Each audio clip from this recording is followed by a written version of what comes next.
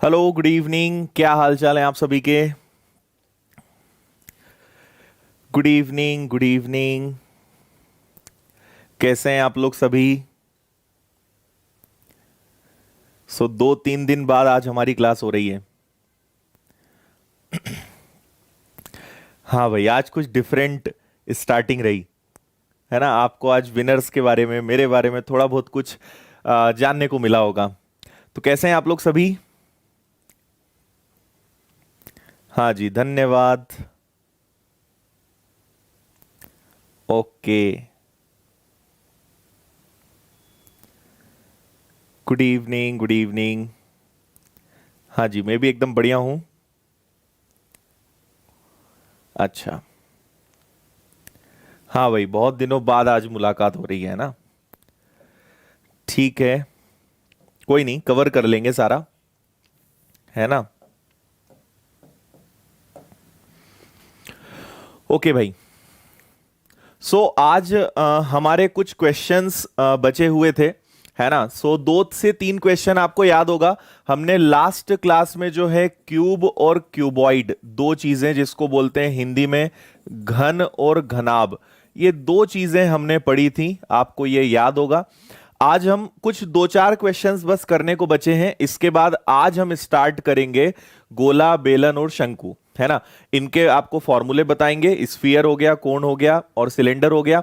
इसके सारे फॉर्मूलेज हम जल्दी से देखेंगे और फिर क्वेश्चंस आज से स्टार्ट करेंगे। ठीक है। हाँ भाई, अनुराग हो जाएगी। उस पे एक बार उस पे पढ़ लो, सारी इंफॉर्मेशन ऐप पे हमने दे दी है, क्या दिक्कत आ रही है और कब तक वो प्रॉब्लम सॉल्व होगी, है ना। चलो, तो भाई शुरुआत करते हैं। जितने दिन का गैप हुआ है उसको कवर करेंगे, तो इधर उधर की कोई बातें नहीं, जस्ट स्टार्ट करते हैं। तो आपको एक सुंदर सा क्वेश्चन दिखाई दे रहा होगा, जल्दी से इस क्वेश्चन को पढ़िए और मुझे बताइए इसका आंसर क्या आएगा।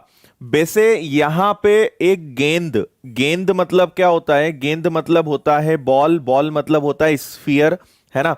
तो आपको अगर उसका फॉर्मूला नहीं भी याद है तो मैं बता दूंगा, डोंट वरी। आप इस क्वेश्चन को बस पढ़िए। ठीक है, इसको सॉल्व करते हैं।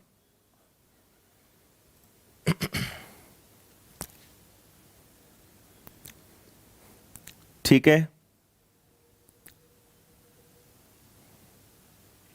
35, ए की वैल्यू 35, ए की वैल्यू तो 35 है, बट आपसे पूछा कुछ और है।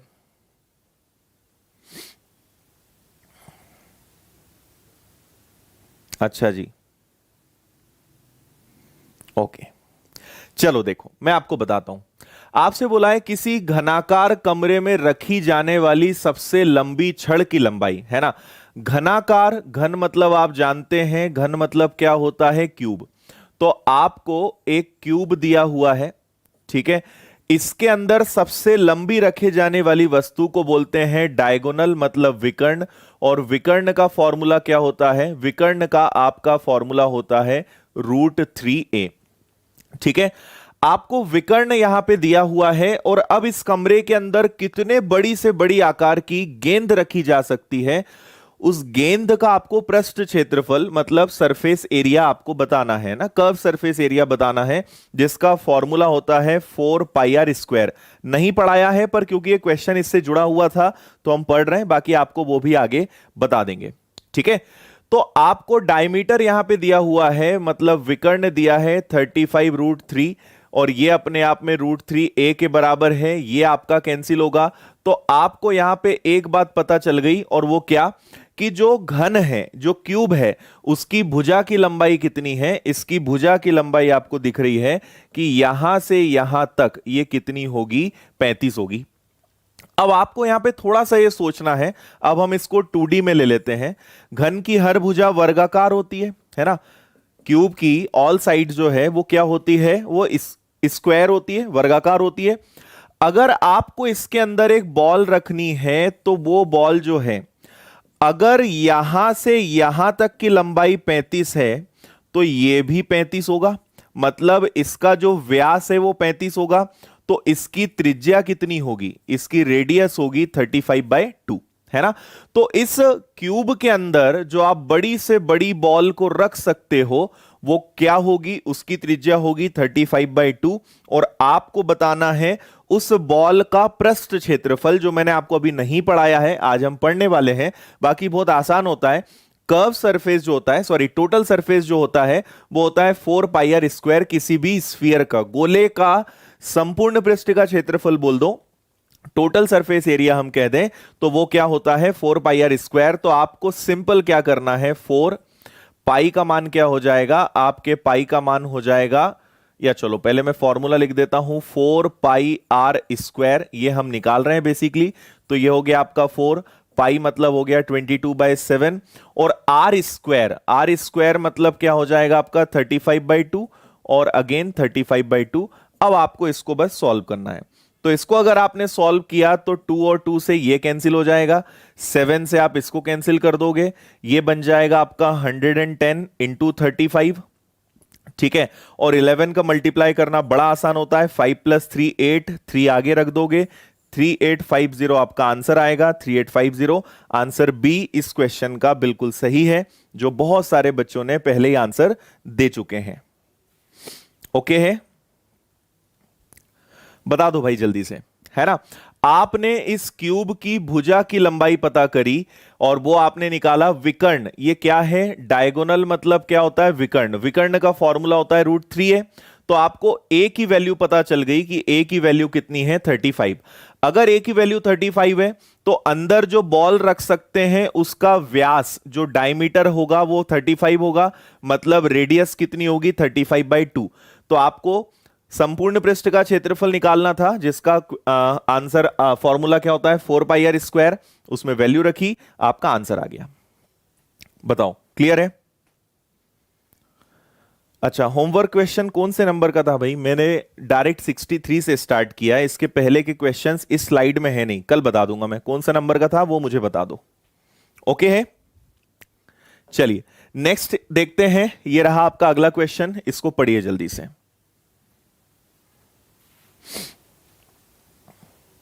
मिल जाएगी भाई रानी, मिल जाएगी, डोंट वरी।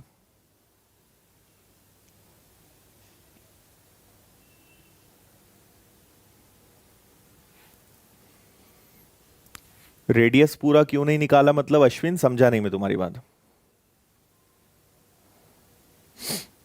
हाँ, आयरन मैन अभी बता रहे हैं तुम्हें 4πr² कहां से आया, बता रहे हैं। अच्छा चलो बता देंगे, बता देंगे नेक्स्ट क्लास में आपको 61। इस क्वेश्चन को देखिए, 4 सेंटीमीटर, 5 सेंटीमीटर, 6 सेंटीमीटर वाले घनों को पिघलाकर आपने 62 घन सेंटीमीटर धातु उसमें खराब कर दी और एक नए घन का पृष्ठ क्षेत्रफल। इसका आंसर तो मैं चाहूंगा कि आप लोग बता दें फास्ट।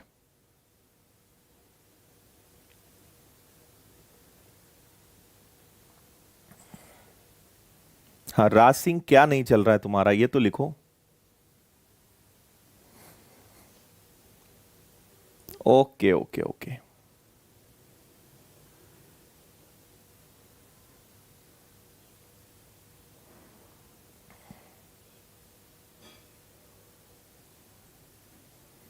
अच्छा।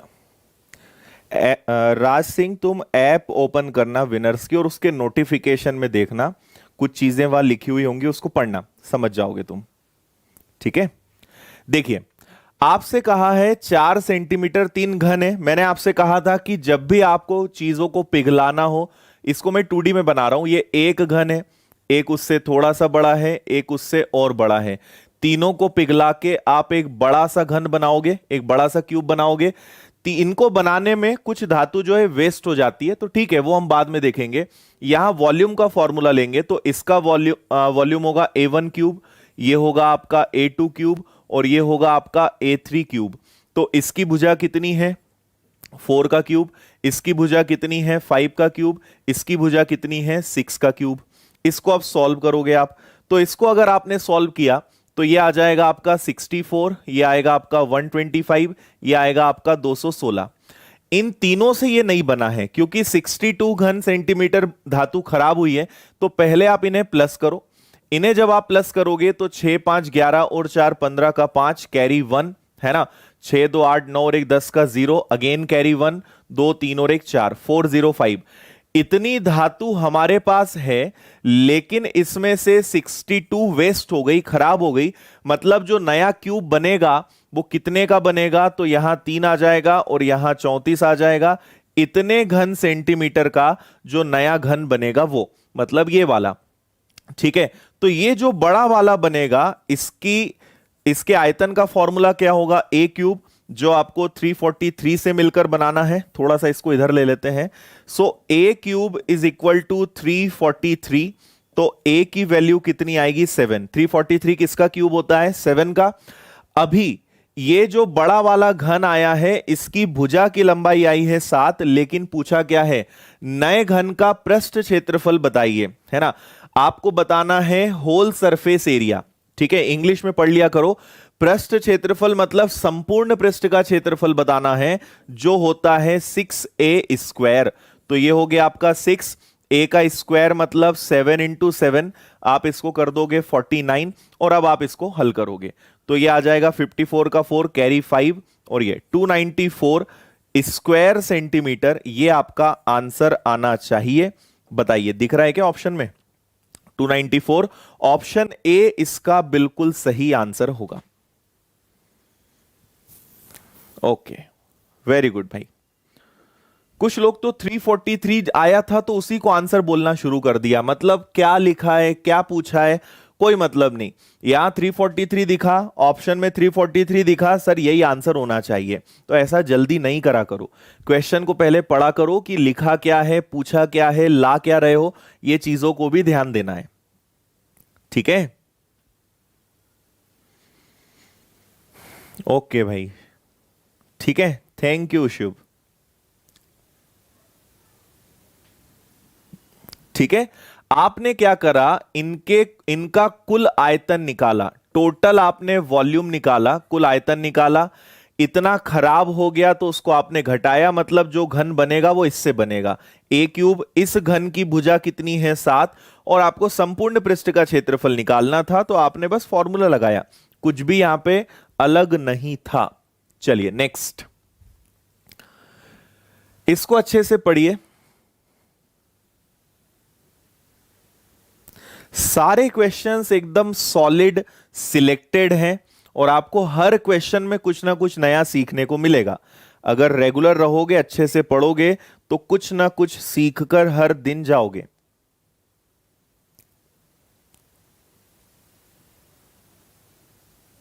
ठीक है,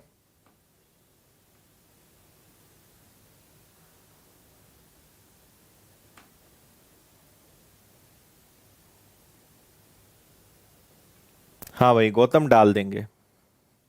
ठीक है, उसके लिए पर अभी तुम्हें रुकना पड़ेगा, कब डालेंगे वो नहीं पता।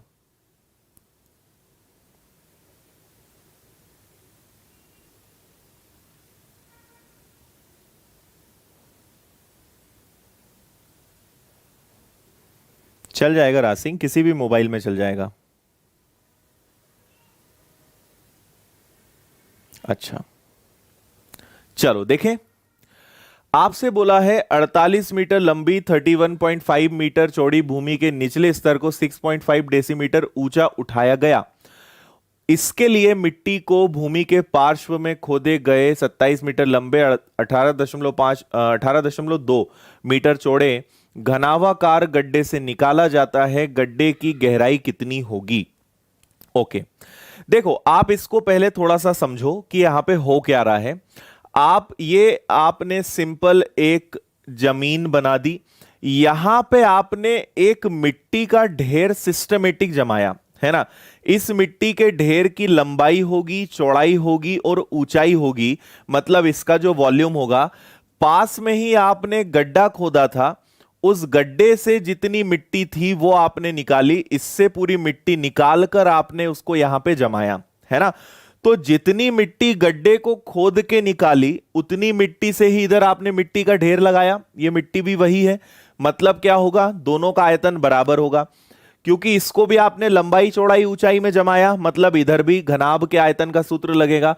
और ये जो गड्ढा है, इसकी भी अपनी लंबाई चौड़ाई और ऊंचाई है, मतलब ये हो जाएगा।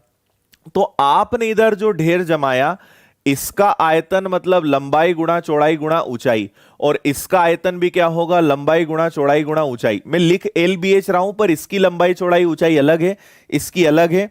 आपको केवल वैल्यूज रखनी थी, है ना। तो इसकी लंबाई कितनी है, 48 मीटर। चौड़ाई कितनी है, 31.5। ऊंचाई कितनी है, वो दी है आपको 6.5 डेसीमीटर। ध्यान रखना, सारे प्रश्न में इकाई मीटर में है, लेकिन ये डेसीमीटर में दिया है। इसको मैं आपको बताऊंगा या बता ही देता हूं। आपको पता होगा कि मीटर से छोटा होता है डेसीमीटर, शायद मैंने आपको बताया था। तो अगर डेसीमीटर को मीटर में बदलना है तो 10 का भाग देते हैं, है ना। ये आ गया, क्यों हमने भाग दिया, समझ गए। अब जिससे ये गड्ढे को बनाया गया, जो मिट्टी जिस गड्ढे से खोद के निकाली है, उस गड्ढे की लंबाई है 27, चौड़ाई है 18.2, और आपको इसकी ऊंचाई क्या है, निकालनी है। ऊंचाई से मतलब क्या होगा, उस गड्ढे की गहराई। ठीक है, केवल कैलकुलेशन है और कुछ नहीं है। ठीक है, सो देखो सॉल्व करें हम इसको। आप एक बात समझिएगा, 48, 315 लिख देता हूं मैं इसको। ठीक है, इसको मैं 65 लिख देता हूं। रहा सवाल इसका 1 जीरो, ये दशमलव हटेगा तो एक और जीरो, इसका दशमलव हटेगा तो एक और जीरो। 27 नीचे आएगा तो 27 को यहां ले लेते हैं। 18.2 यहां आएगा तो 18.2 का एक जीरो ऊपर जाएगा, तो इससे सीधे गड्ढे की गहराई आपको पता चलेगी। अब बस आपको काटा पीटी करनी है। ठीक है, तो आपने एक तो इसको कैंसिल कर दिया, और कुछ डायरेक्ट कैंसिल हो रहा है क्या।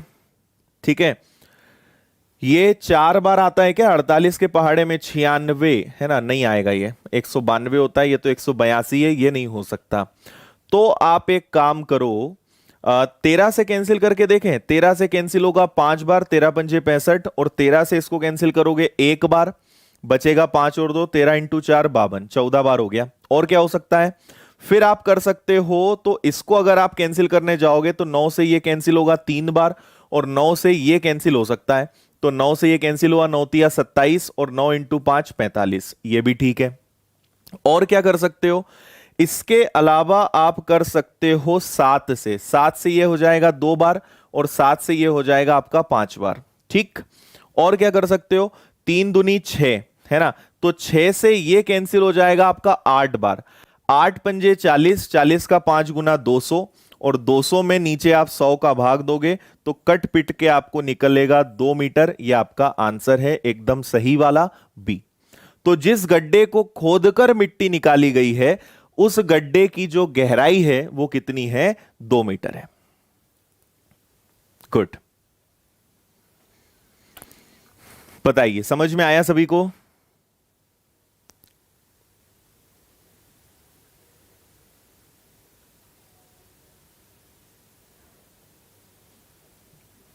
देख लो भाई अच्छे से, कुछ नहीं था, जितनी मिट्टी यहां से निकलेगी उसी मिट्टी को यहां जमाया है, तो आयतन दोनों का बराबर है। आपको केवल उनके वॉल्यूम को इक्वल करना था और आंसर देना था। ठीक है, यहां तक करेक्ट। चलो आगे बढ़ेंगे, और इसकी पीडीएफ आप लोग डाउनलोड कर ही लेते हो, तो आपको रिवीजन करना है तो पीडीएफ आपको मिल जाएगी। पीडीएफ कहां मिलेगी, टेलीग्राम पे जाओ, टेलीग्राम ऐप इंस्टॉल कर लो, वहां पे विनर्स इंस्टीट्यूट सर्च करना। लगभग आपको 36 से 37 हजार लोगों का एक ग्रुप दिखाई देगा, उस पे ज्वाइन कर लेना। क्लास खत्म होने के आधे घंटे के अंदर आपको पीडीएफ मिल जाएगी। हाँ, स्क्रीनशॉट लेने की जरूरत नहीं है आज आपको, तो पीडीएफ से मतलब है ना, मिल जाएगी आपको। चलो बहुत अच्छे, ये भी एक बहुत अच्छा क्वेश्चन है, इसको और आप अच्छे से पढ़िए।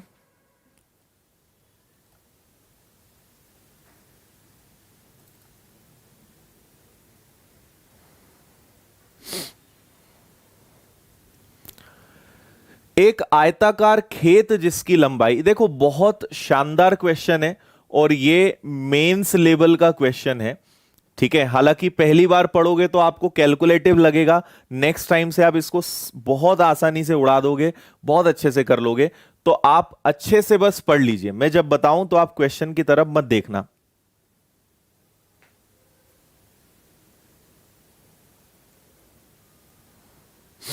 हाँ भाई, डाउट सॉल्विंग ग्रुप भी है, उसको भी ज्वाइन कर सकते हो। एंड में बता देंगे आपको किस नाम से। शत्रुघ्न थिंक नहीं होना चाहिए, है ना, पूरा एग्जैक्ट आंसर लाना है।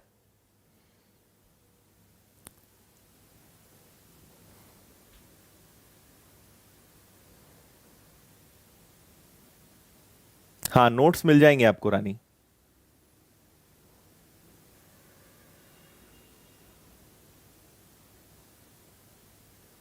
ठीक है, बढ़िया गया भाई देवांश। चलो देखो इधर, एक आयताकार खेत जिसकी लंबाई 40 मीटर, चौड़ाई 28 मीटर है, इसके कोने पे 12 मीटर लंबा, 6 मीटर चौड़ा, 5 मीटर गहरा गड्ढा खोदा गया। इससे निकाली गई मिट्टी को खेत के शेष भाग में समान रूप से फैला दिया गया। खेत का स्तर कितना उठेगा, और आपको वो भी बताना है सेंटीमीटर में, है ना। देखो, इसको थोड़ा डायग्राम से समझेंगे तो आपके लिए ज्यादा इजी होगा। एक आयताकार खेत है जिसकी लंबाई 40 और चौड़ाई 28 है, तो ये आपने एक खेत ले लिया, ठीक है। इसकी लंबाई कितनी है, तो 40 है, और चौड़ाई कितनी है, तो 28 है ना। किसी भी एक कोने पे आपने गड्ढा खोदा, तो ठीक है, एक गड्ढा खोद दो कहीं पर भी, तो मान लो यहां पे आपने एक गड्ढा खोद दिया, तो ये पूरा गड्ढा है। इस गड्ढे से जितनी भी मिट्टी निकलेगी उसको आपने खेत के बचे हुए भाग में बिछाया, मतलब यहां से जो मिट्टी निकली आपने उसको इस पूरे बचे हुए भाग में बिछाया। यह है क्वेश्चन। तो खेत का स्तर कितना उठ जाएगा, यह क्वेश्चन आपसे पूछा गया है। बताइए, क्लियर है? ओके, अब समझना जरा अच्छे से। आपको यहां दो तीन चीजें कैलकुलेट करनी है। पहले तो यह देखो कि पूरे खेत का क्षेत्रफल कितना है। पूरे खेत का क्षेत्रफल वो कैसे निकालोगे, लंबाई गुणा चौड़ाई। 40 और 28 का गुणा करोगे, 28 का 56, 56 का दुगना 112, मतलब 1120 वर्ग मीटर। हमारे पूरे खेत का क्षेत्रफल कितना है, 1120 वर्ग मीटर। लेकिन क्या मिट्टी आपको पूरे खेत में बिछानी है? नहीं, है ना। मिट्टी आपको इतना गड्ढा हटाकर बिछानी है। तो ये जो गड्ढा है, ठीक है, ये जो गड्ढा है इसकी लंबाई कितनी दी हुई है, इसकी लंबाई है 12, और इसकी चौड़ाई कितनी है 6, और इसकी गहराई कितनी है 5। तो अगर मैं पूरे खेत में से इतना हिस्सा हटाना चाहता हूं तो मुझे गड्ढे का जो क्षेत्रफल है वो हटाना पड़ेगा, और उसके लिए मुझे सिर्फ उसकी लंबाई और चौड़ाई चाहिए। तो लंबाई कितनी है 12 और चौड़ाई कितनी है 6, मतलब गड्ढे ने कितना क्षेत्रफल घेर के रखा है, 72। ठीक है, तो पूरे खेत का क्षेत्रफल 1120 है, उसमें से अगर 72 वर्ग मीटर हटा दिया जाए, इससे हमें शेष भाग का क्षेत्रफल मिलेगा। समझ आ रहा है? शेष मतलब ये जितना नीला हिस्सा दिख रहा है ये, ठीक है। तो ये आपने अगर घटाया, इसको आप अगर सॉल्व करोगे तो 10 में से 2 गया, ठीक है। इधर कितना बच गया आपका, यहां बच गया आपका 11, 11 में से 7 गया तो कितना हो जाएगा 4, और यहां बचेगा केवल 10। ये है आपका वो फाइनल हिस्सा जिसमें आपको मिट्टी बिछानी है ना। थोड़ा मैं स्लो पढ़ा रहा हूं ताकि सबको सारी बातें अच्छे से समझ में आए। ज्यादा फास्ट बता दूंगा चीजें ऊपर से निकल जाएंगी। अब चलते हैं मिट्टी की तरफ। अब आप ये बताइए कि यहां पे मिट्टी कितनी है जो हमें पूरे खेत में बिछानी है। तो मिट्टी के लिए तो गड्ढे का आपको आयतन निकालना पड़ेगा, और अब आपको मिट्टी का आयतन निकालना है, मतलब गड्ढे का आयतन। तो लंबाई, चौड़ाई और ऊंचाई, अब तीनों चीजें लेंगे।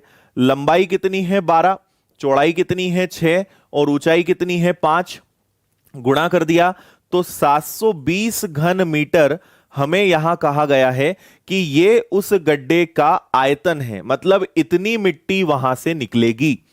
इतनी मिट्टी हमारे पास नहीं, कुछ गड़बड़ कर दिया मैंने, अरे सॉरी सॉरी सॉरी सॉरी, 360 आएगा।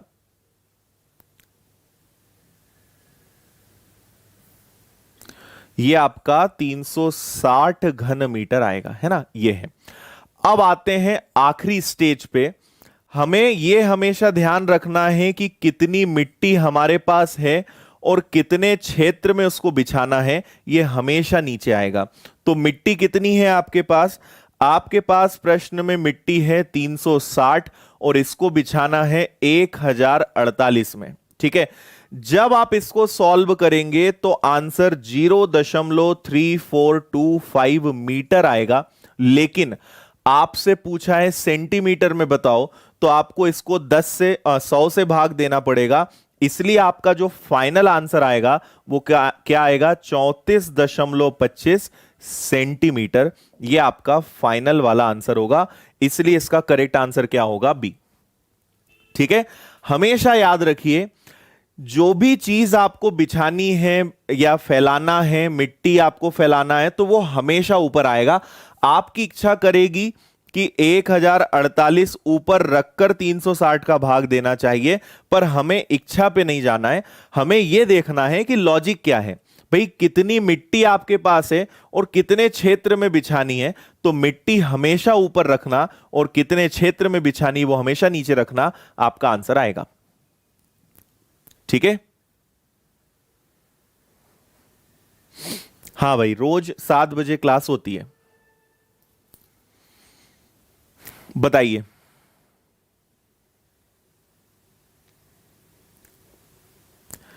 समझ में आया अच्छे से? ठीक है, देखो ये पूरा क्षेत्रफल वाला कैलकुलेशन है, और जब भी आयतन की बात आती है तो ऊंचाई लेते हैं। पूरे क्वेश्चन को हमने 3 टुकड़े में बांटा है ना। पहले हमने पूरे खेत का क्षेत्रफल देखा, और अब मुझे इसमें पता है क्या करना था, इसमें मुझे यह देखना था, क्योंकि मिट्टी तो मुझे इतने में बिछानी है ना, मिट्टी तो केवल इतने भाग में बिछानी है। तो पूरे खेत का क्षेत्रफल 1048 है, सॉरी 1120 है। लेकिन गड्ढे ने कितनी जगह घेर के रखी है, केवल लंबाई और चौड़ाई में देखेंगे ना, हमें गड्ढे की गहराई से क्या मतलब, गड्ढे ने जगह कितनी घेरी है, लंबाई गुणा चौड़ाई। तो 12 × 6 72। आपने जब घटाया तो इतना, ये जो है ये शेष भाग है, ये रिमेनिंग भाग है जिसमें आपको मिट्टी बिछानी है। फिर मिट्टी मतलब गड्ढे का आयतन, आयतन निकाला, पूरे क्षेत्रफल में आपने भाग दे दिया, आपका आंसर आया। और आंसर भी किस में आएगा, मीटर में। फिर इसको आप सेंटीमीटर में बदलेंगे तो आपको 100 से डिवाइड करना पड़ेगा। इसलिए फाइनल आंसर क्या आएगा, 34.25। बताओ, ठीक है?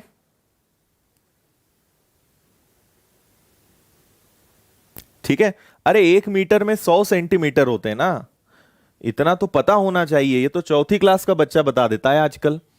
चलिए भाई, इसके आपके नोट्स मिल जाएंगे। अगर आप चाहें तो स्क्रीनशॉट ले लें, और अगर आपको स्क्रीनशॉट नहीं लेना है तो आपको नोट्स पीडीएफ में मिल ही जाएंगे। आप वहां पे इसको डाउनलोड करके अपने कॉपी में सिस्टमेटिक ये चीजें बना लेना। और मैं आपको जल्दी जल्दी बता देता हूं फॉर्मूले क्या क्या हैं, कैसे हम इनको अप्लाई करेंगे, और इसके बाद फिर क्वेश्चंस स्टार्ट करेंगे। ठीक है, तो यहां थोड़ा सा आप ध्यान दें। 3 चीजें हम देखने वाले हैं। पहला है बेलन। बेलन मतलब क्या होता है, सिलेंडर। अब यहां से एक नया शब्द आपको मिलेगा और वो है वक्र पृष्ठ। ठीक है, फिर दूसरा होगा आपका संपूर्ण पृष्ठ, और तीसरा आयतन। ये तो आप बहुत अच्छे से जानते हैं। ठीक है, अब अच्छे से समझना, ये आपको यहां पे दिखाई दे ही रहा है, हर वो चीज जिसका बेस एक वृत्त हो, है ना। अगर किसी वस्तु का आधार एक वृत्त है, एक सर्कल है, आप इमेजिन कीजिए कि एक सर्कल है, उसके ऊपर आप बहुत सारे वैसे ही आप सर्कल, वृत्त एक के ऊपर एक जमाते जा रहे हो, तो वो क्या बन जाएगा, वो बेलन बन जाएगा, वो सिलेंडर बन जाएगा। ठीक है, चलो, तो जब आपने एक वृत्त के ऊपर उसी प्रकार के बहुत सारे वृत्त जमा दिए तो वो क्या बन जाता है, एक सिलेंडर बन जाता है, एक बेलन बन जाता है। अब यहां बात आती है वक्र पृष्ठ और संपूर्ण पृष्ठ में अंतर क्या होता है। ठीक है, हम इन पे तो अभी चर्चा नहीं करेंगे, आपको फॉर्मूले याद करने पड़ेंगे कि ये फॉर्मूले कैसे क्या क्या होते हैं, कैसे प्रूव करने में बहुत टाइम वेस्ट होगा।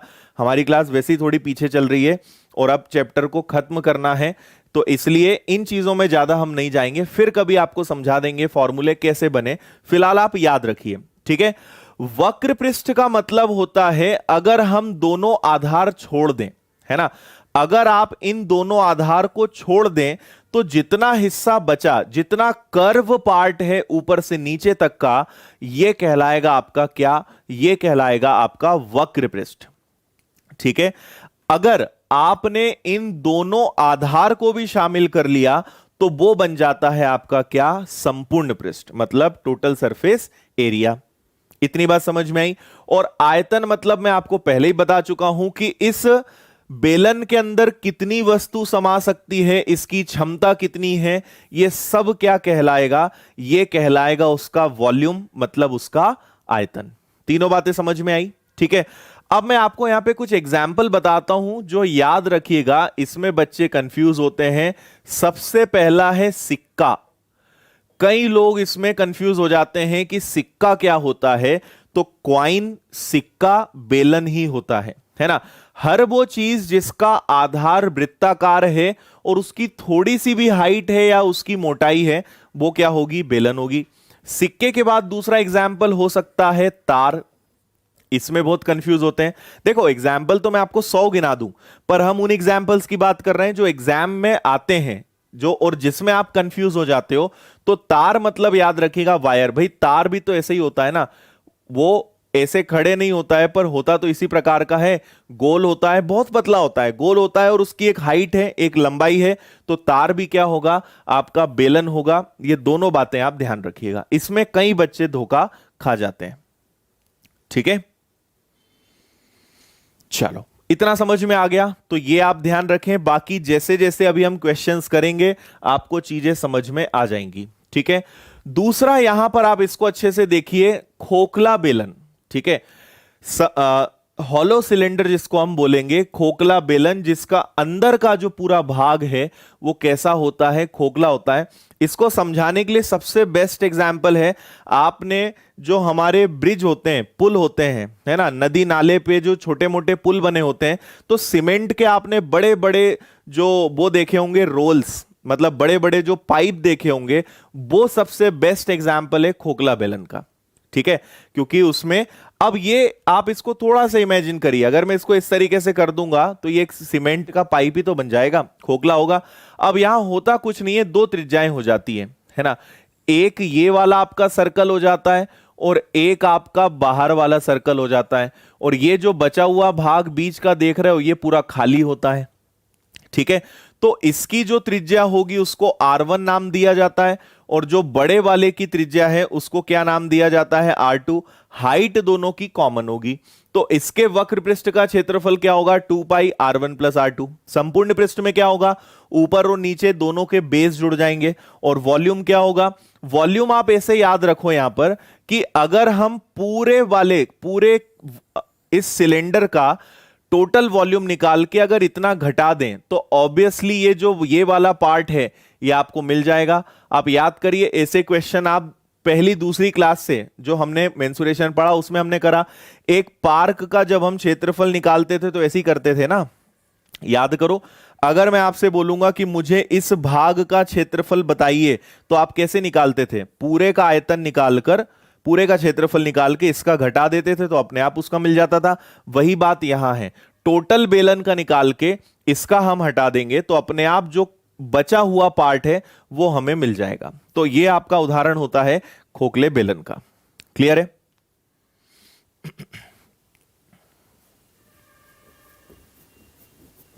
ओके है, चलो इसके बाद नेक्स्ट आप देखिए कोण। कोण मतलब क्या होता है, शंकु। ये भी बहुत इंपॉर्टेंट है। इसका एग्जाम्पल क्या हो सकता है, जो बर्थडे कैप है ना, बर्थडे पे जो कैप पहनाते हैं, एक वो इसका एग्जाम्पल है। आइसक्रीम का कोण ये उसका एग्जाम्पल है, और भी बहुत सारे एग्जाम्पल्स हैं। टेंट, जो तंबू वाले क्वेश्चंस आते हैं तो याद रखिए तंबू का भी क्वेश्चन में आया है, टेंट आया है, वो भी किसका एग्जाम्पल होगा, शंकु का या कोण का। अब यहां वापस से वक्र पृष्ठ, तो वक्र पृष्ठ में क्या होगा, इसका जो आधार है, आप इमेजिन करिए कि एक शंकु है तो उसका आधार तो एक वृत्त होगा, और इसको अगर हम इस तरीके से रख के पूरा मिला दें, है ना, आप एक कागज लोगे फोल्ड करोगे तो वो क्या बनेगा, एक शंकु ही बनेगा। आप उसको प्रॉपर बना सकते हो। तो आधार इसका भी क्या होता है, एक वृत्त होता है। अगर आधार छोड़ दिया जाए तो चारों तरफ का जो भाग है वो क्या कहलाता है, वक्र पृष्ठ। अगर वक्र पृष्ठ के साथ आपने उसका आधार भी ले लिया तो वो क्या कहलाएगा, उसका संपूर्ण पृष्ठ। दो बात। तीसरी बात, वॉल्यूम का फॉर्मूला तो आप याद रखिएगा, बेलन का ये जस्ट 1/3 होता है ना। आपने थोड़ी देर पहले ही पढ़ा कि बेलन का आयतन क्या होता है, बेलन है ना, खोखला बेलन नहीं, बेलन। बेलन का आयतन होता है πr²h। तो शंकु में बस इसमें 1/3 लगता है, 1/3 πr²h। ओके, अब मैं आपको यहां पे एक बहुत इंपॉर्टेंट बात बताता हूं जिसको बहुत सारे बच्चे जो हैं हल्के में लेते हैं, और वो है ये एल। आप अधिकतर देखना, आपको क्वेश्चन में आर देंगे और क्वेश्चन में आपको एच दिया रहेगा, पर अधिकतर एल नहीं देते हैं।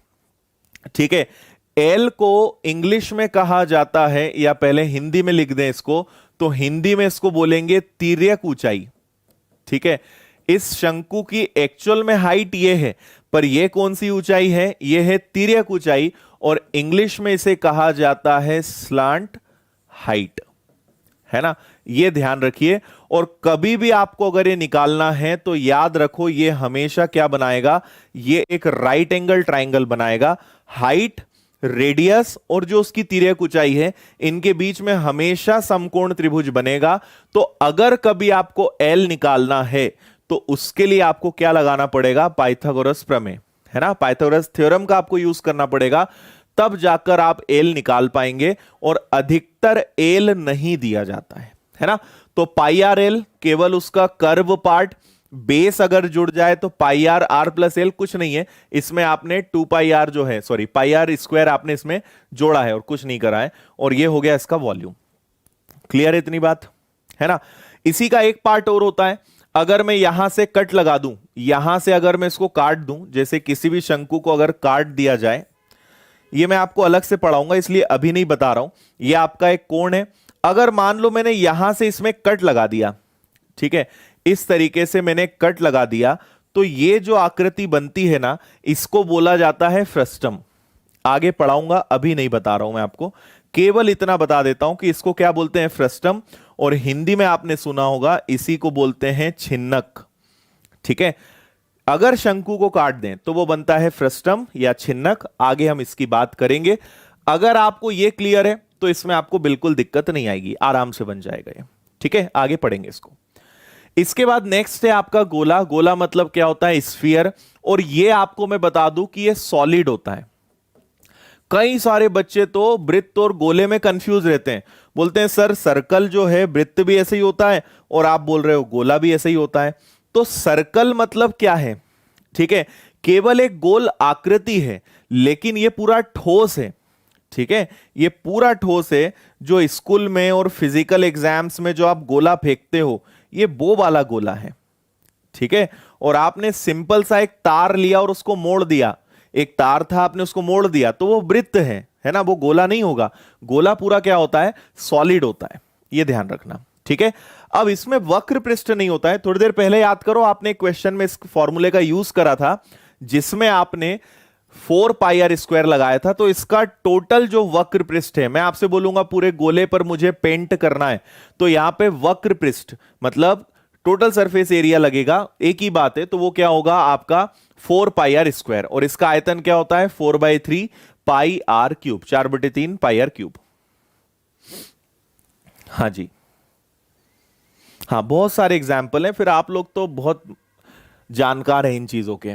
खोखला गोला है, खोखला गोला मतलब इसके डायग्राम पे मत जाना, इसका सबसे अच्छा एग्जाम्पल है, जैसे हम बात करें टेनिस की जो बॉल आती है, क्रिकेट खेलते हो, प्लास्टिक की बॉल, टेनिस की बॉल, वो क्या है, अंदर से खोखली होती है ना। तो उसमें अगर जैसे हम टेनिस की बॉल का एग्जाम्पल लें, जैसे ये एक टेनिस की बॉल है, ठीक है, अगर हम इसको एक कट लगा दें तो आप ध्यान से देखेंगे तो इसकी जो रबर होगी वो एटलीस्ट इतनी मोटी तो होगी, है ना। तो इसलिए हमने इसको इस तरीके से अगर बनाया है, तो एक्चुअल में आपकी जो टेनिस की बॉल है वो ऐसी होती है, ये पूरा जो है उसका रबर होता है ना, ये वाला पार्ट पूरा रबर का होता है, और अंदर से पूरी हवा भरी रहती है, खाली होती है। तो अगर हम इसको कट लगा देंगे, अगर आपने इसको कट लगाया कुछ इस प्रकार से, तो ये ऐसे ही तो बनेगा ना। तो यहां 2 रेडियस हो जाती है, एक ये वाली रेडियस हो जाएगी, एक बाहर वाली रेडियस हो जाएगी, इसलिए उसको हमने इस तरीके से यहां पे बनाया। ठीक है, नहीं तो कई लोग इसमें कंफ्यूज हो जाएंगे और दूसरा कुछ समझ लेंगे, है ना। रिंग अलग चीज होती है, अगर केवल रिंग है, रिंग मतलब अंगूठी, या फिर आपका दूसरा एग्जाम्पल है बैंगल मतलब कंगन, चूड़ी, तो ये सब 2D चीजें हैं, ये 3D नहीं है। इनमें बस यहां पे क्या लगेगा, सर्कल लगेगा, 2 सर्कल लगेंगे, लेकिन ये पूरा एक ऊपर से नीचे तक की आकृति है। तो इसलिए रिंग और आपका हॉलो जो स्फीयर है, दोनों में बहुत अंतर होता है, कंफ्यूज मत होना इसमें। ठीक है, तो ये फॉर्मूले हैं, आपको याद रखना है, और ये उतना ज्यादा इंपॉर्टेंट नहीं है। और लास्ट है आपका अर्धगोला, ये इंपॉर्टेंट है भाई। गोला और अर्धगोला, हेमिस्फीयर, ये इंपॉर्टेंट है। आपको याद है टोटल गोले का जो सरफेस एरिया होता है वो क्या होता है, 4 पाई r स्क्वायर, तो आधा कर दोगे 2। अगर इसके बेस को शामिल कर लिया जाए तो क्या बनेगा, 3। बड़ा आसान है, पूरे का क्या होता है तो 4, आधा कर दें इसको तो क्या बनेगा 2, और अगर बेस ले लिया जाए तो क्या हो जाएगा 3। पूरे गोले का आयतन होता है 4/3 पाई r क्यूब, तो अगर आपने इसका हाफ कर दिया तो क्या बनेगा 2/3 पाई r क्यूब। तो वॉल्यूम भी हाफ है, सरफेस एरिया भी हाफ है, करना सब कुछ आपको वही का वही काम है। ओके, तो अभी मैं आपको बहुत ज्यादा टफ क्वेश्चंस नहीं कराऊंगा, पर कल हम जो क्वेश्चंस करेंगे वो बहुत लेवल के रहेंगे, टॉप क्वेश्चंस रहेंगे। और आपका बस होमवर्क ये रहेगा कि बस फॉर्मूले आप अच्छे से 2 या 3 बार देखकर आ जाना, है ना, रट्टा मत मारना। फॉर्मूले प्रैक्टिस से याद होते हैं, बहुत रट्टा मार लोगे तब भी वो आपके दिमाग में नहीं टिकने वाले। उसका सबसे अच्छा एग्जाम्पल है स्कूल। स्कूल में बहुत रट्टा लगवाया आपको, बहुत आपने उसके लिए स्केल खाए होंगे, सोटी आपने खाई होगी, बहुत चीजें आपने की होगी, पर वो याद आज भी नहीं है ना, क्योंकि रटा था।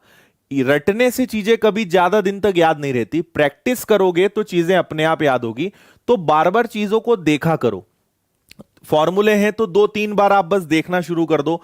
एक बार आज रात में सोने के पहले इसको देख लेना, फिर कल दिन भर में सुबह सुबह एक बार ऐसे ही पलटा लेना, दोपहर में देख लेना, क्लास शुरू हो उसके 5 मिनट और पहले देख लेना। आपको लगेगा कि बहुत हद तक चीजें आपको याद हो गई हैं। तो यह सही तरीका होता है याद करने का, रट्टा मारने वाला काम नहीं करना। चलिए क्वेश्चंस पे आते हैं। अब आपको शुरुआत में कुछ मैं आपको रेशो वाले क्वेश्चन करा रहा हूं, उसके बाद फिर हम कन्वर्ट करने वाले क्वेश्चंस करेंगे। कि एक बेलन है ना, एक बेलन है, इसको पिघला के हमने एक शंकु बना दिया, या इसको पिघला के बहुत सारे सिक्के बना दिए। तो ये सब क्वेश्चंस मैं आपको कराऊंगा, पर फिलहाल आप एक आसान सा क्वेश्चन आपके सामने है, इसका आंसर सब लोग दीजिए जल्दी।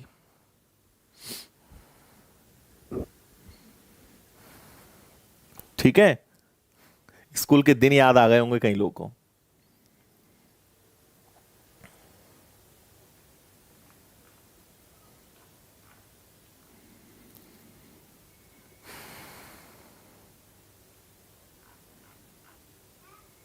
अच्छा, चलो भाई, बहुत अच्छे। प्रद्युम्न मिश्रा ने सबसे पहले बिल्कुल सही आंसर दिया है, 20:27, 20:27, एकदम सही आंसर है। हाँ प्रिंस, एक नई टेक्नोलॉजी है हमारी टीवी में, आज स्क्रीनशॉट लेने की जरूरत नहीं है ना, आपको तो पीडीएफ मिल जाएगी।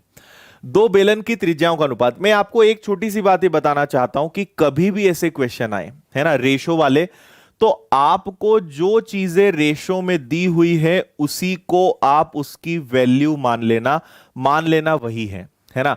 दो बेलन हैं जिनकी रेडियस, तो दो बेलन है R1 और R2, इनकी त्रिज्या का अनुपात कितना है, तो त्रिज्या का अनुपात है 2:3, है ना।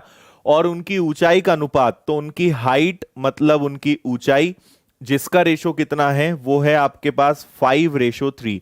तो आपको दोनों के आयतन का अनुपात बताना है, तो आयतन का फॉर्मूला क्या होता है बेलन का, πr²h। और अनुपात बताना है तो अनुपात, और दोनों का बताना है तो फॉर्मूले को 2 बार लिख देंगे, एक बार R1H1, एक बार R2 और H2। सिंपल वैल्यूज रखो, कुछ मत करो। पाई से पाई कैंसिल हो जाएगा, R1 मतलब 2 का स्क्वायर इंटू H1 5, R2 मतलब 3 का स्क्वायर इंटू H2 कितना हो गया 3, ये हो गया आपका 4 और 5, ये आपका बन गया 20, ये 9 और 3, ये आपका बन गया 27। ये आंसर आ गया 20:27, 20:27, ये आपका फाइनल आंसर है ए।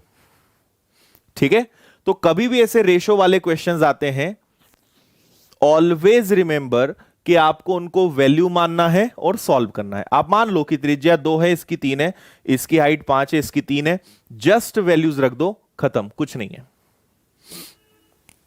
ओके,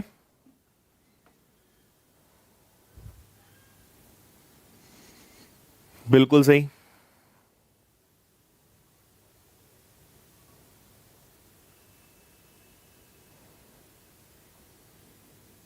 ओके, चलो बढ़िया। नेक्स्ट क्वेश्चन का आंसर भी आप लोग दे सकते हैं, बताइए जल्दी से इसका आंसर क्या आएगा। दो समान आयतन वाले वेलनों के व्यास का अनुपात 3:2 है, उनकी ऊंचाइयों का अनुपात बताइए। मैं चाहूंगा कि इसका आंसर आप लोग दे दें जल्दी से।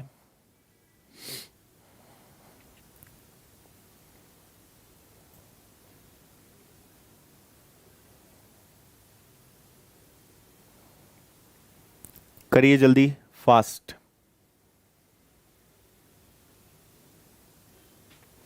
ठीक है, आपको बेलनों के व्यास का अनुपात दिया है। व्यास को इंग्लिश में बोलते हैं डायमीटर, और मैं यहां लिख रहा हूं D1:D2, और ये है आपको दिया हुआ 3:2।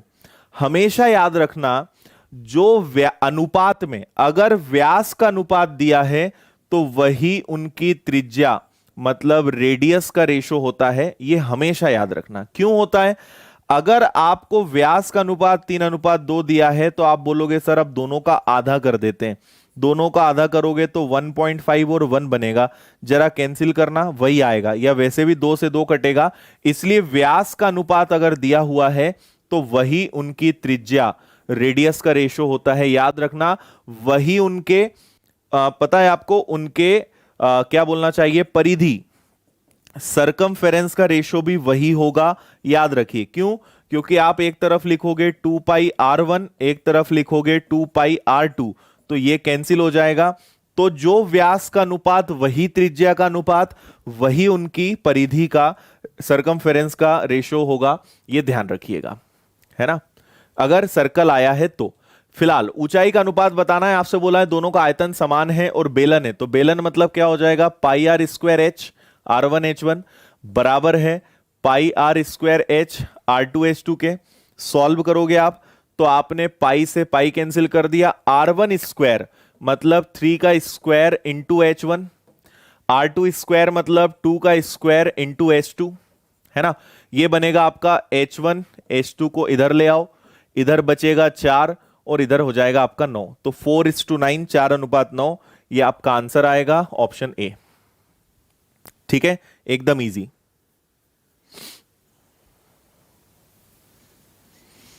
ओके है, चलो आगे बढ़ेंगे। इसका आंसर बताइए।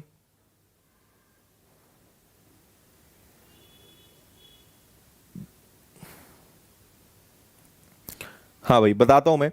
2 नवंबर से मेरा एडवांस मैथ्स का बैच स्टार्ट हो रहा है, मैं आपको लास्ट में इंफॉर्मेशन दे दूंगा।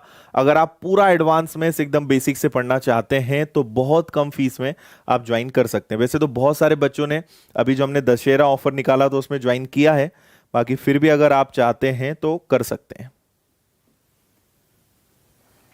चलो बताओ, त्रिज्या और ऊंचाई का अनुपात। त्रिज्या मतलब क्या होता है, रेडियस, है ना, और ऊंचाई मतलब क्या हो जाएगा, हाइट।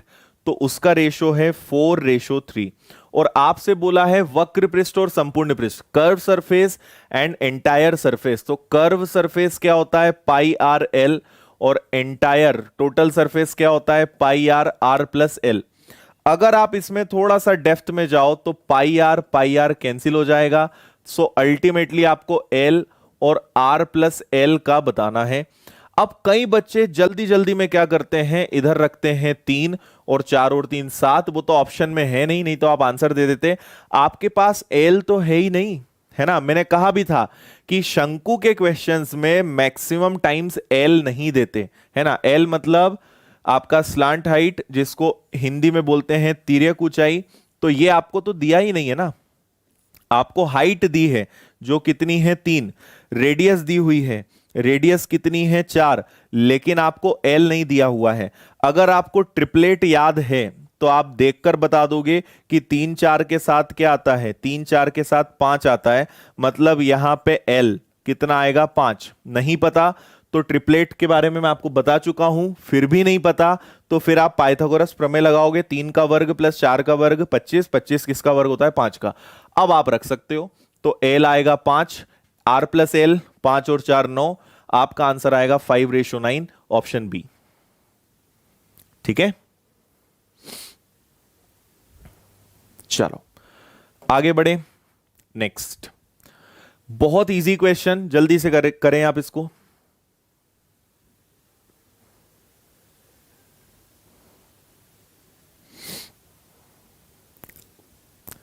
सुधांशु भट्ट भाई जो हैं बड़े ईमानदारी से सबको हाय बोलने में लगे हैं ना। पढ़ लो यार भाई, हाय हेलो करने के लिए तो जीवन है पूरा अपना। चलो बताओ जल्दी इसका आंसर। देखो 3 गोले हैं, कुछ मत करो, 1 2 3, तीनों को पिघलाओगे और एक बड़ा सा गोला बनाओगे। क्वेश्चन चेंज है, कंसेप्ट नहीं है, वॉल्यूम का फॉर्मूला लगेगा। इन तीनों का जो वॉल्यूम है, अब देखो वॉल्यूम क्या होता है, गोला, गोला मतलब स्फीयर, 4/3 पाई आर क्यूब। तीनों का जुड़ेगा तो तीनों में 4/3 तो कॉमन होगा ना, तो R1 का क्यूब, R2 का क्यूब और R3 का क्यूब बराबर होगा 4/3 पाई आर क्यूब के। इसको मैंने कैपिटल आर कर दिया। इन तीनों का जो आयतन होगा वो इस एक के आयतन के बराबर होगा, बना तो इन्हीं से है, ठीक है। चलो अब जरा जल्दी से हम देखें तो आपका ये तो कैंसिल हो जाएगा, है ना। R1 मतलब 3 का क्यूब, R2 मतलब 4 का क्यूब, R3 मतलब 5 का क्यूब और इधर हो जाएगा R का क्यूब, ठीक है। ये हो जाएगा आपका 27, ये हो जाएगा आपका 64, ये हो जाएगा आपका 125 is equal to r cube. इनको अगर आपने जोड़ा तो आई थिंक ये 216 आएगा और इधर आपका क्यूब रूट लगेगा, आर यहीं रह जाएगा, आर आपको मिल जाएगा कितना 6। ये आपका आंसर है बी वाला, कोई दिक्कत नहीं, ठीक है, ओके है। चलो ये लास्ट एक और क्वेश्चन कर लेते हैं, आज का लास्ट क्वेश्चन, फिर आपको कुछ क्वेश्चंस होमवर्क में दे देंगे, इसको और जल्दी से पढ़ लो।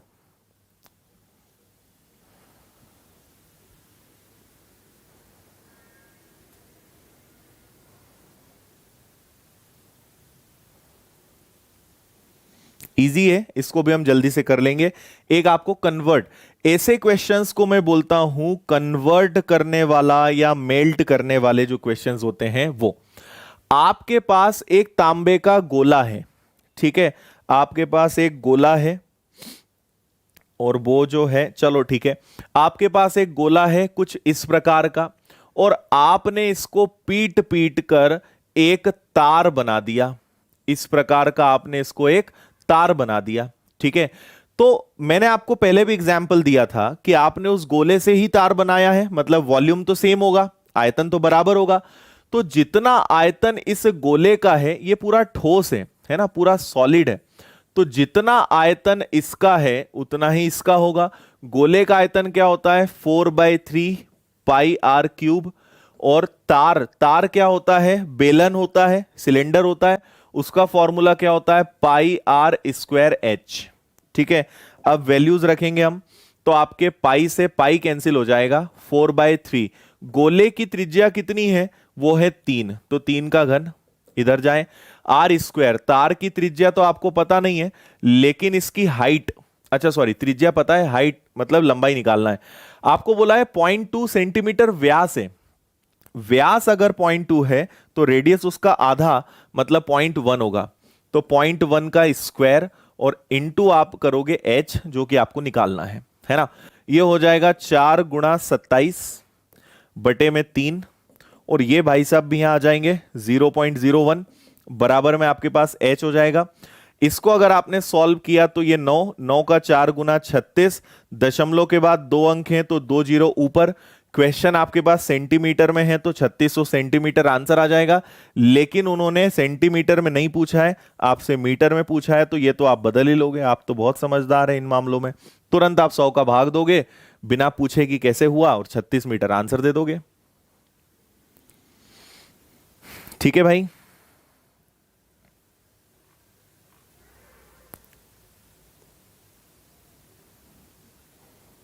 बताओ समझ आया, एकदम आसान, क्लियर। तो मैं आपको कुछ होमवर्क दे रहा हूं, इसमें कुछ क्वेश्चंस बचे हैं, अगर आपसे बन जाए, जैसे आपको सिक्के पिघला के बेलन बनाना है, फिर एक सुरंग खोदकर मिट्टी खाई में भरना है, फिर एक व्यक्ति को सांस लेने देना है आपको, बहुत सारे व्यक्ति तंबू के अंदर है, इनको सांस लेने देना है आपको, और एक और ऐसे ही एक बेलन में रेत भरी है, उससे आपने शंकु बनाया। ये सारे क्वेश्चन है। ये बहती हुई नदी है तो समुद्र में कितना पानी गिर रहा है वो निकालना है। ये सब मैं आपको कल बताऊंगा, ठीक है। एक बार जल्दी से इंफॉर्मेशन दे दूं मैं, 2 नवंबर से हमारा एडवांस मैथ्स का बैच आ रहा है। 2 नवंबर से, और इसका टाइम रहेगा रात को 8 से 9:30। और जितने टॉपिक आपको यहां दिखाई दे रहे हैं, अगर आप इतने टॉपिक पढ़ना चाहते हैं तो विनर्स की ऐप पे कंप्लीट एडवांस मैथ्स का कोर्स आ रहा है, जिसकी फीस मात्र 1000 है। ये आ रहा है, इसको आप ज्वाइन कर सकते हैं। आपको एक अरिथमेटिक का रिकॉर्डेड लेक्चर्स का भी फुल बैच मिल जाएगा। ये तो रिकॉर्डेड है, आप अपने सुविधा अनुसार जब जितना चाहें उतना आप पढ़ सकते हैं। ये सारे टॉपिक की, और सभी में आपको प्रैक्टिस शीट, रिकॉर्डेड क्लासेस, उनके नोट्स, उनके टेस्ट, सब कुछ मिलेगा। जैसे हैंड रिटन नोट्स में आपको यूट्यूब पर देता हूं, इसी प्रकार पेड कोर्स में भी as it is handwritten notes मिलेंगे, आप वो ले सकते हैं, ठीक है। अगर आप चाहते हो कि सर हमें तो पूरा मैथ्स पढ़ना है ना, तो आप पूरे 33 टॉपिक्स मुझसे पढ़ सकते हैं। उसकी फीस है 1999 रुपए। इसमें आपके ये दोनों कोर्स आ जाएंगे, है ना। आपको रिकॉर्डेड भी मिल जाएगा और आप मेरे साथ एडवांस मैथ्स लाइव पढ़ सकते हैं। इसमें एक फायदा है कि आपको वैलिडिटी 1 ईयर की मिलेगी, 1 साल तक आपके पास ये सारी चीजें रहेंगी। तो ये आप कर सकते हैं अगर सिस्टमेटिक एक बार अच्छे से पूरा मैथ्स आप पढ़ना चाहते हैं तो, है ना। सो बस इतना ही आपको मुझे बताना था। बाकी तो फिर आप लोग सब जानते ही हैं, सब चीजें बहुत अच्छे से समझते ही हैं। कल हम आगे बढ़ेंगे। कल हम ज्यादा से ज्यादा क्वेश्चंस करने की कोशिश करेंगे, और जहां तक मुझे लगता है कि कल हम इन सभी क्वेश्चंस को करने के बाद फिर आपकी 3 क्लासेस और होंगी। एक दिन आपको फ्रस्टम पढ़ाएंगे, है ना, फ्रस्टम मतलब छिन्नक, ठीक है। एक दिन आपको फ्रस्टम पढ़ा देंगे, एक दिन आपको प्रिज्म पढ़ा देंगे, ठीक है। प्रिज्म पढ़ाने के बाद एक दिन आपको फिर पिरामिड पढ़ा देंगे, है ना। पिरामिड जब आपका हो जाएगा और उसके बाद फिर बस खत्म। तो ये 3 क्लासेस आपकी ओर हो जाएंगी। इनका थोड़ा थोड़ा बेसिक सारी चीजें आपको बता देंगे, ओके। हाँ भाई, एमपीएसआई का बैच चल रहा है, चालू हो गया है। कांस्टेबल का बैच चल रहा है। सारे बैचेस विनर्स की ऐप पर अवेलेबल हैं, है ना। ये सब आपको मिल जाएंगे, ओके। कैसी लगी आज की क्लास? सब कुछ समझ में आया अच्छे से? जल्दी से बताते हुए जाओ, उसके बाद फिर छुट्टी। और जो नए लोग हैं, टेलीग्राम पे आपको मिलेगा। टेलीग्राम पे जाना, विनर्स इंस्टीट्यूट इंदौर सर्च करना, वहां पे आपको ये पीडीएफ आधे घंटे के अंदर मिल जाएगी। वहां से आप डाउनलोड कर लेना, ठीक है। टेलीग्राम ऐप है, उस पे आपको ये सारी चीजें मिल जाएंगी। बैंक की वैकेंसी आएगी भाई अश्विन, बहुत सारी आएंगी अभी। हाँ, गोविंद चल रहा है, हो जाएगी वो ठीक, ठीक है। जिन्हें ऐप में कुछ प्रॉब्लम लग रही है, ऐप ओपन करके नोटिफिकेशन में जाओ, वहां पे हमने पूरी डिटेल दे दी है, आप एक बार उसे देख लीजिए। हाँ जी, जिन्होंने लाइक नहीं करा है वो लाइक करते हुए जाना, अच्छी बात है। ठीक है भाई, बिल्कुल कोशिश करेंगे। फीस ऑनलाइन पेमेंट होता है, सारे ऑप्शन होते हैं, फोन पे, गूगल पे, ATM, debit card, net banking, किसी भी चीज से आप कर सकते हो। कोई भी आपका पेमेंट कर सकता है, सब कुछ है। अच्छा, और जिन्होंने आज ज्वाइन किया है, पुरानी क्लासेस नहीं देखी है, पुरानी क्लासेस भी देख लेना, है ना। ये 9th नंबर की क्लास है। आपको मैं पहले ही 8 क्लासेस पढ़ा चुका हूं, बहुत सारी बेसिक छोटी छोटी चीजें, सब कुछ एकदम बेसिक से पढ़ाने की कोशिश की है मैंने। उसको आप लोग जरूर देख लेना, ओके। चलिए जी, सो मिलते हैं फिर कल वापस अपने इसी टाइम पे। तब तक के लिए ध्यान रखिए, tata bye bye, take care, good night, thank you.